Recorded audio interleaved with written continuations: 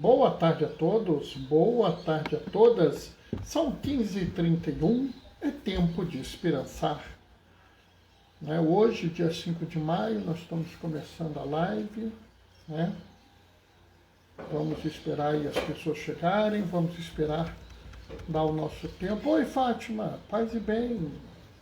Vamos esperar dar o nosso tempinho aí, para a gente poder fazer a nossa reflexão. Hoje é um exemplo interessante, porque domingo eu falei sobre esse evangelho. E hoje está ele aí de novo. Aí as pessoas vão olhar para mim e falar, por que você não fala da primeira leitura? Porque também é muito parecida com a primeira leitura do domingo. Bernardo, então por que vai fazer uma live? Porque a gente pode fazer uma outra leitura dessa mesma passagem. A graça é justamente a gente poder fazer essa visão, uma visão que a gente pode ter mais de uma leitura, mais de uma interpretação do mesma coisa, do mesmo item, Entendeu? Então vamos aí trabalhar isso, Acho que é uma coisa interessante da gente poder fazer, Então vamos esperar um tantinho aí, as coisas acontecerem. Vamos dar mais um tempinho para o povo chegar. Chegou mais alguém. Quem chegou? Ô, Thaísa, tudo bem? Paz e bem, menina. Como é que você está, doutora? A leitura de hoje é uma leitura muito interessante. A gente vai ter uma interpretação muito diferente, talvez, do que vocês estão acostumados a ver. Uma leitura que vale a pena a gente trabalhar ela, ter ela na cabeça. Porque, às vezes, a gente não observa algumas coisas na leitura, Então vale a pena a gente trabalhar essa ideia, E vamos fazer esse trabalho,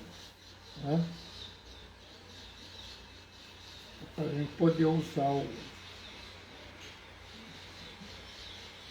esse raciocínio,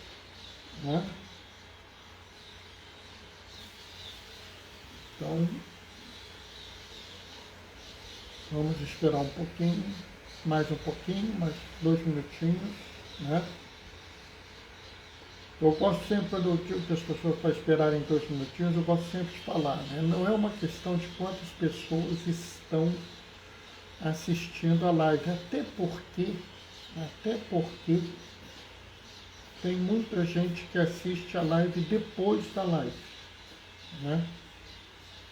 Eu já vi, assim, entre YouTube e Instagram, eu já vi, por exemplo, 60 pessoas vendo uma live, Então a gente não é uma questão das pessoas que estão assistindo, que elas assistem às vezes depois. É só para a gente dar um tempo para quem ainda não chegou poder chegar,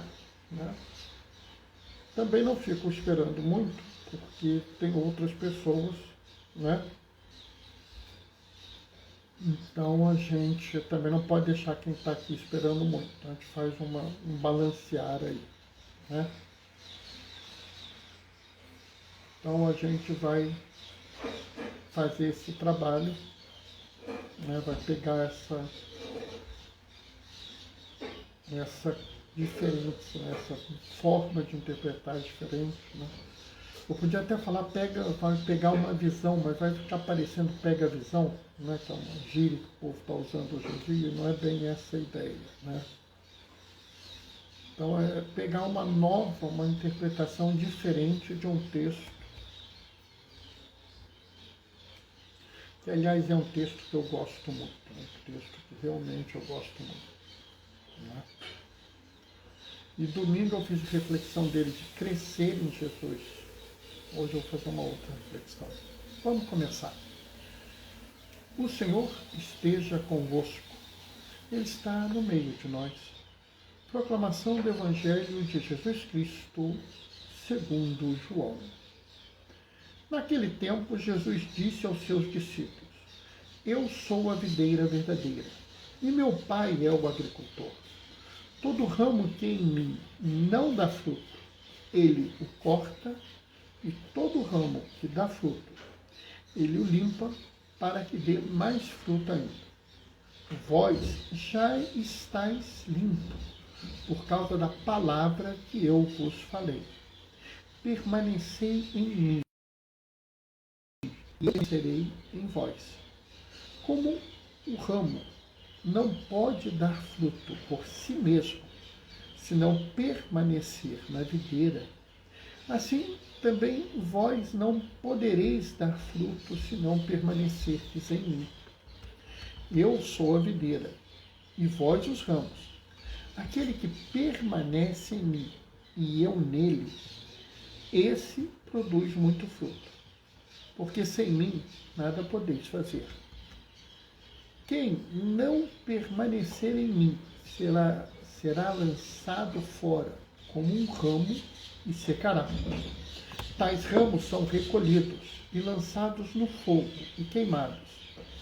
Se permanecerdes em mim e minhas palavras permanecerem em vós, pedi o que quiseres. Nisso meu Pai é glorificado, que deis muitos frutos e vos torneis meus discípulos. Palavra da salvação. A gente olhando esse evangelho é muito interessante, porque João, ele escreve para quem já é cristão. João tem o único evangelho escrito para quem já é cristão. Ele não tinha interesse em chamar ninguém para o cristianismo, porque ele já estava falando com os cristãos.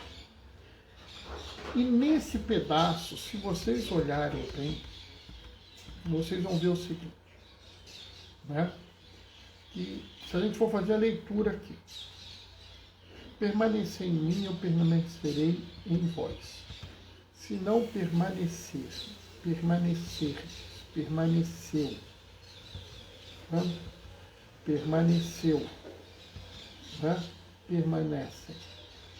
Você vê que a palavra permanecer é citada 7 vezes nesse texto, né?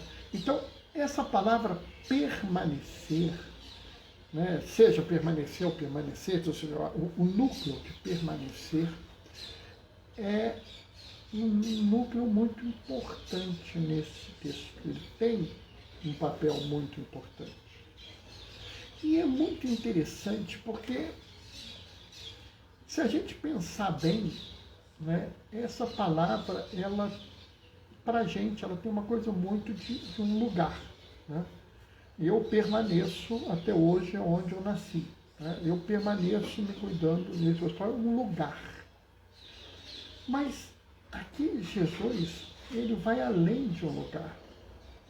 Ele fala permanecer com algo muito além disso. Aquele que permaneceu em mim, aquele que ficou em Jesus, aquele que está dentro de Jesus, aquele que de alguma forma escolheu fazer parte de Jesus. E eu nele, aquele que permaneceu em mim e eu nele. Oi, Kate, paz e bem. Que bom te ver, menina. É muito interessante isso, porque Jesus fala assim, aquele que permaneceu em mim e eu permaneci nele. Observa que aqui a gente não está falando de uma questão de lugar. Paz e bem, Kate. A gente está falando de uma postura, de uma forma. E aí você vai olhar e falar assim, mas Bernardo, como Jesus pode ter uma forma de se comportar, uma postura em mim? Né? Aquele que permaneceu em mim e eu nele. Como é que ele pode? Porque o problema aqui é um problema que vai muito além do que a gente está acostumado a pensar.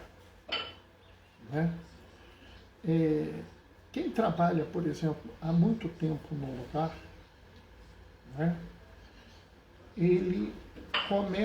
A pessoa começa a entender alguma coisa daquele lugar como se fosse alguma coisa própria para ele. É muito comum, por exemplo, nós que atendemos pacientes, que vivemos às vezes anos no mesmo hospital. Eu, por exemplo, estou no mesmo hospital há 20 anos.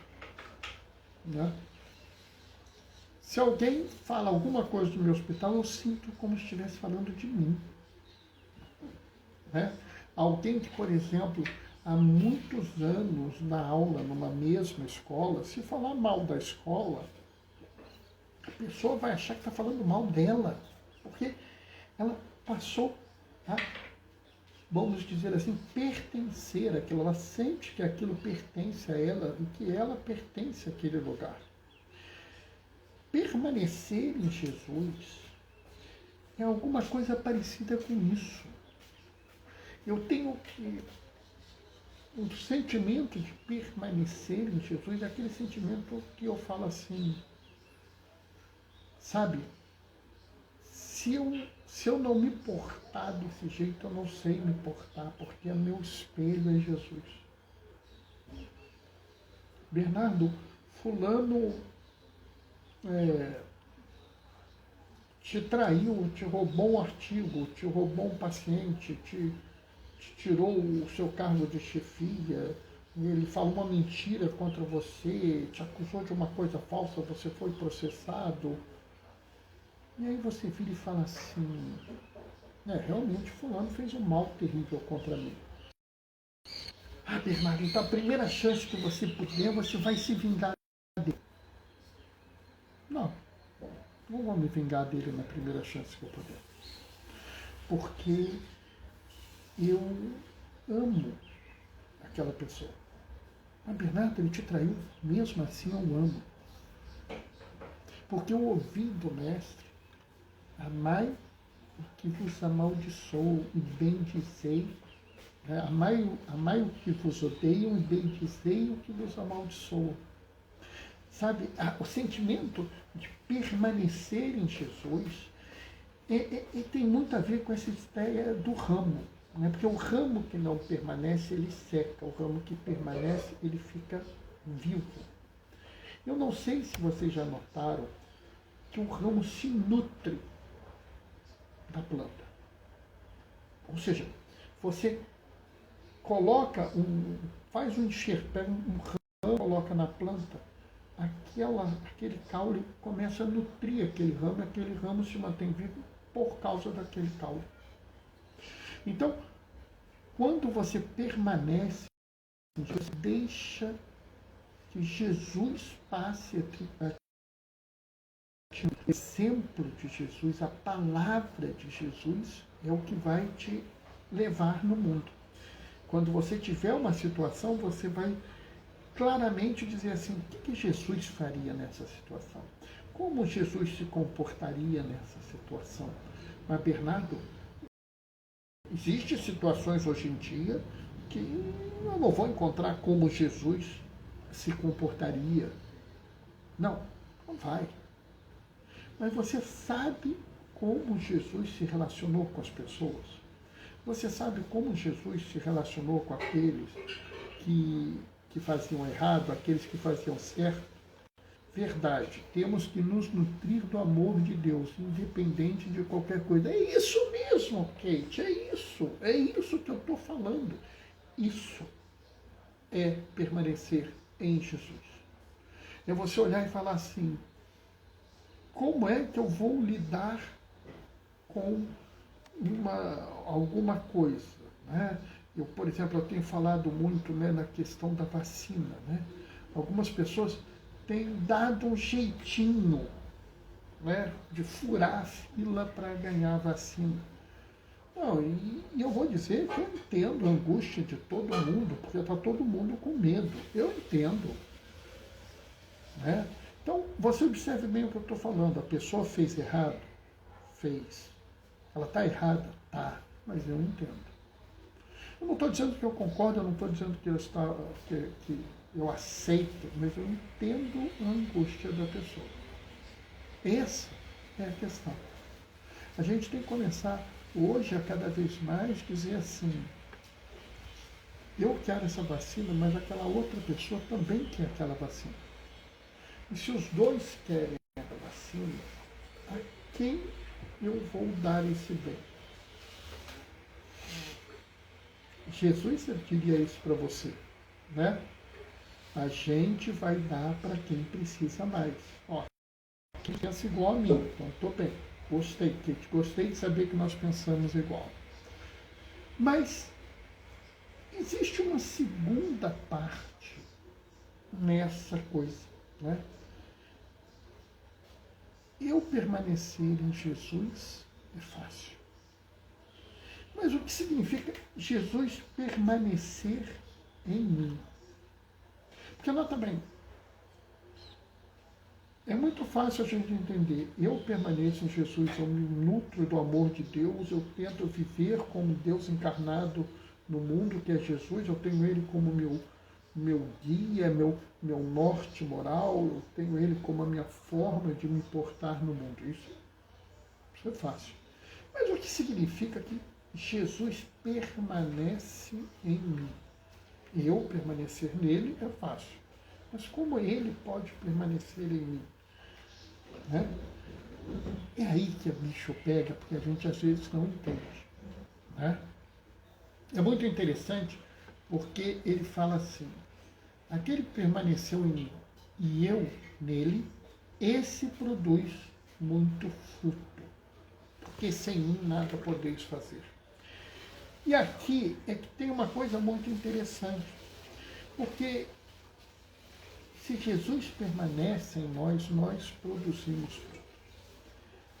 O Papa Francisco fez uma observação muito interessante, que é o seguinte, o ramo não produz fruto sem a videira. É verdade, porque se o ramo se separa da videira, ele seca e morre. Mas a videira, por si só, não produz fruto. Ela precisa do ramo para produzir o fruto. Se emocionou? Que bom! Que bom. Depois você me fala por que você se emocionou, Kate. Né? Foi por causa da jornada? Né? A jornada realmente foi emocionante. Bom, a gente tem que pensar o seguinte, pessoal. Né? Jesus realmente permanece em nós. Se nós abrimos tanto o nosso coração para ficar perto do coração de Jesus, ele veio para dentro de nós vamos produzir frutos. É interessante, é muito interessante quando o primo de Jesus, João Batista, manda seus discípulos perguntar para João Batista, você é o Messias ou eu devo esperar outro?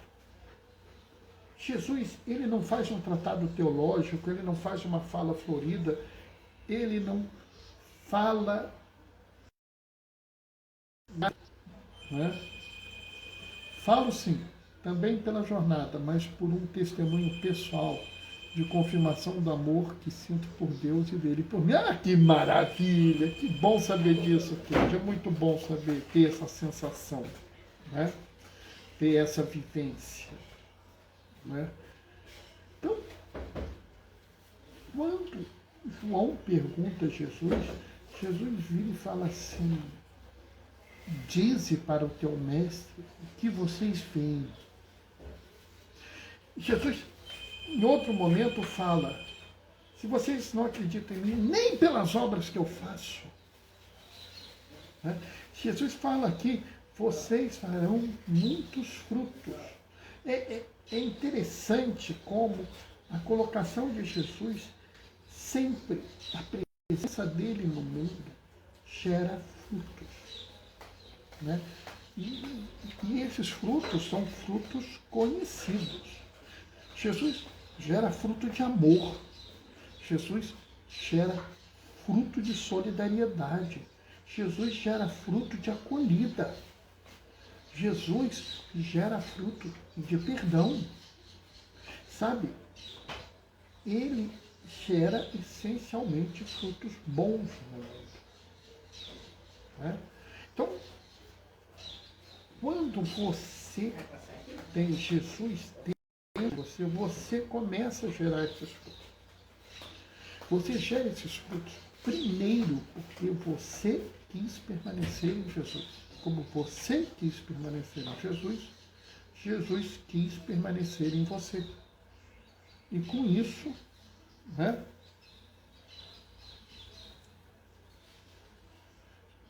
Jesus quis precisar de nós. Precisamos ser ramos que deem frutos. Exatamente, essa é a ideia. Vocês precisam ser ramos que deem frutos. Né? Vocês precisam produzir frutos para as pessoas. E é interessante porque se você produz um fruto para as pessoas, você acaba produzindo frutos para o próprio Deus.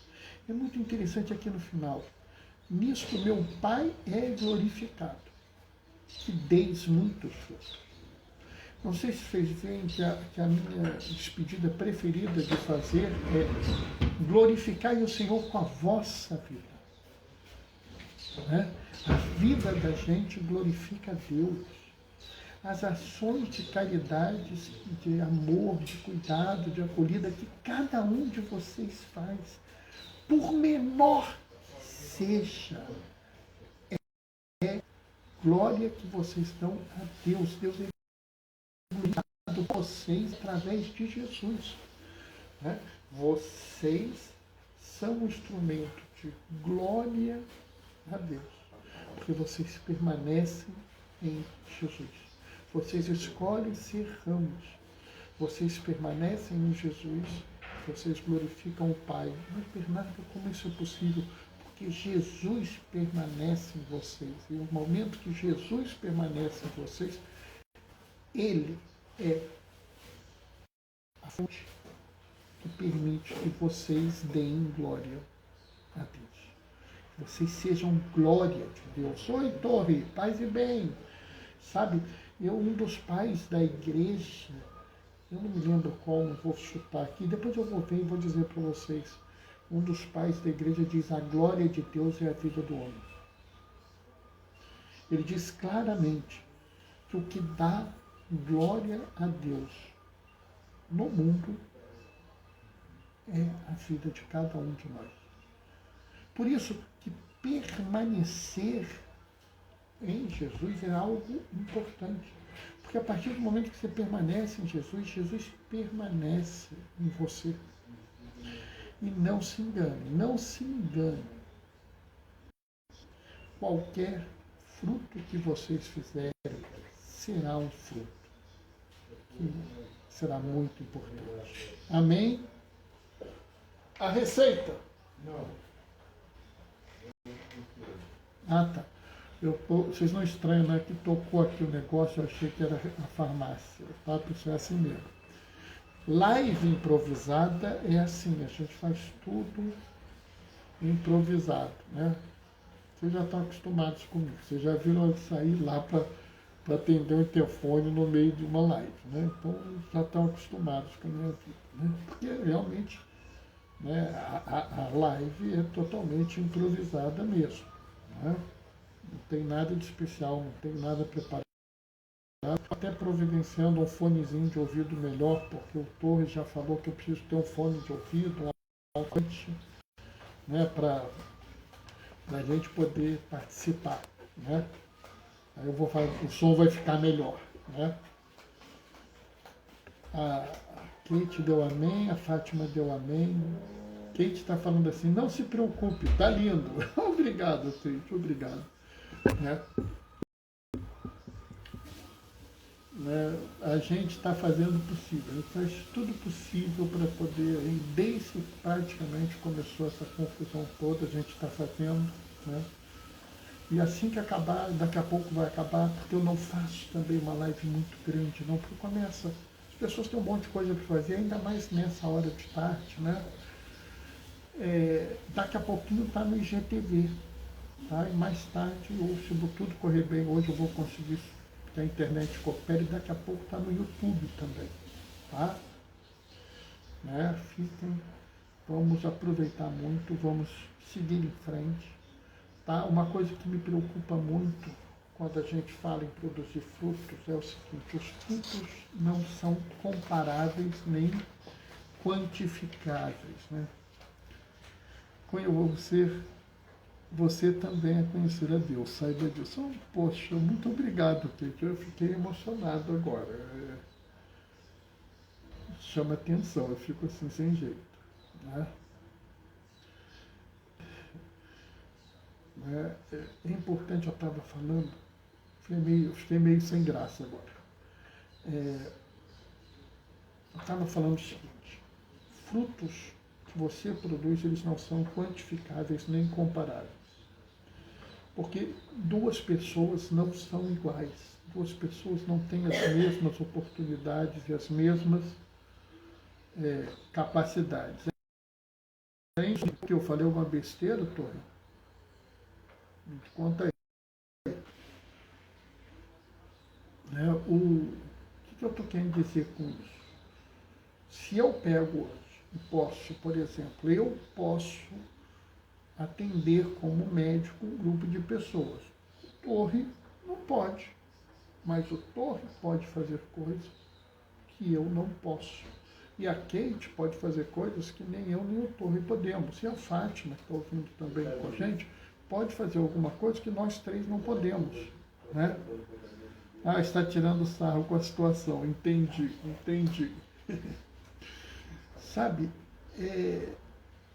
a gente tem que pensar, primeiro isso, que cada um vai dar o seu fruto. Um ramo não é igual ao outro. A outra coisa é o seguinte: pode ser que alguém vire para você e fale assim: eu consigo distribuir 50 quentinhas por dia para os pobres. E você, sei lá, eu posso produzir 3 quentinhas por semana.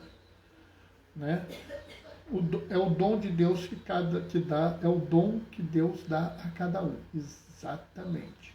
O dom é individual. Né? Eu posso isso dessa quantidade. Você pode aquilo ou naquela quantidade. Não dá para comparar. Né?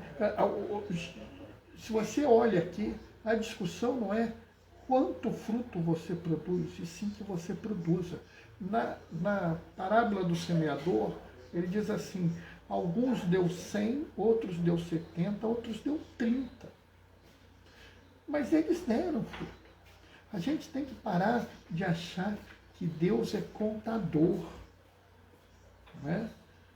Porque o contador, ele precisa contar, e se ele não contar, vai ter problema no mundo. Ele é essencial a contagem. Mas para Deus é essencial o fruto.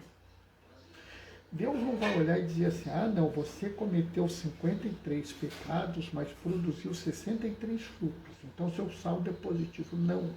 Ele só pediu que você produza frutos dentro da sua possibilidade, dentro da sua força. Por isso, eu acho que é tão importante. Eu gostei muito dessa lembrança da Kate. Dom que Deus dá a cada um. É individual, é intransferível, é para aquela pessoa. Tá? Bom, pessoal, vou terminar porque já está ficando tarde. Vocês têm outras coisas para fazer. Quem tiver com tempinho sobrando, dá um pulo no blog do Gaioso, Diaconia da Palavra, blogspot.com. Ele faz uma reflexão por escrito. Eu faço essa assim de improviso. Né? Então, são visões diferentes das coisas.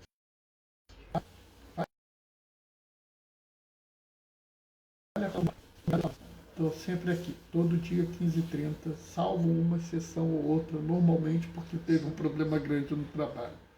Mas é bom saber que você gostou, Kate. O Senhor esteja convosco. Ele está no meio de nós. Por intercessão de Francisco de Assis, desça sobre vós e permaneça para sempre a bênção do Deus Todo-Poderoso. Ele que é Pai, Filho e Espírito Santo. Somos facilitadores com os nossos dons para o Espírito Santo agir. Boa, gostei dessa visão, Torre, gostei. Quem puder, fique em casa. Quem não puder, teve que sair, usa máscara. teve oportunidade, toma vacina, todas são dons de Deus, são frutos. Hoje e sempre, glorificai o Senhor com a vossa vida, com vossos frutos. Paz, e que o Senhor nos acompanhe. Tchau, tchau, pessoal. Beijos e bênçãos. Tchau, tchau.